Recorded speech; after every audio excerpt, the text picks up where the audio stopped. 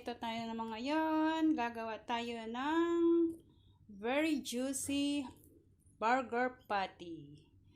Ang ating ingredients is 500 grams ng minced beef, isang buong onion, salt, nasa nyo na yung gaano ka, ano yung ano nyo, timpla nyo, tapos breadcrumb and pepper, black pepper, and isang itlog. So, yan lang po. Yan po. So, gagawin na natin. Meron din pala ako Listerine. Listerine. Itong burger na ito is very juicy siya, guys.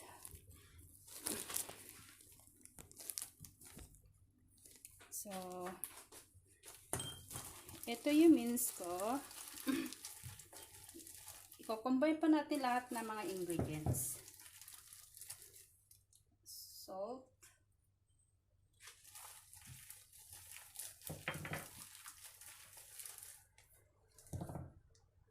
Breadcrumb. Yung breadcrumb ko is 2 tablespoons lang siya. And then egg. And then ay, hindi pa pala po siya.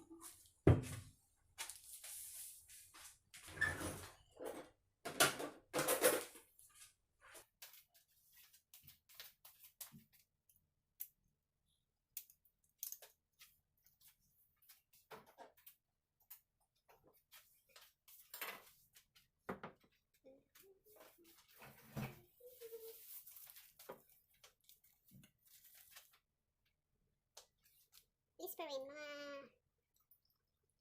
ayan po.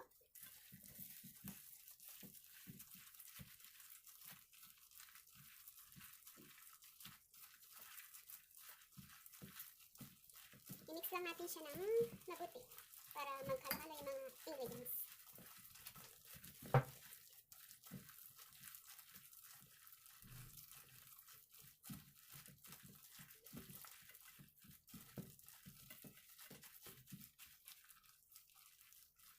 Oh, may nakalimutan ko pala.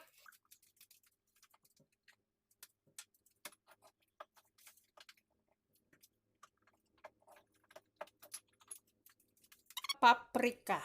Optional to, guys, ang paprika. Since kung ayaw nyo lagyan siya ng paprika, is okay. It's optional.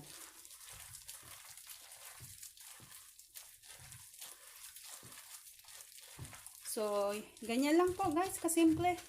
So, tatakpan ko lang siya, refrigerate ko siya ng about 20 minutes, then ready to use na siya. So, see you again a bit while. After 20 minutes na, ito na siya. So, i-ano na natin siya.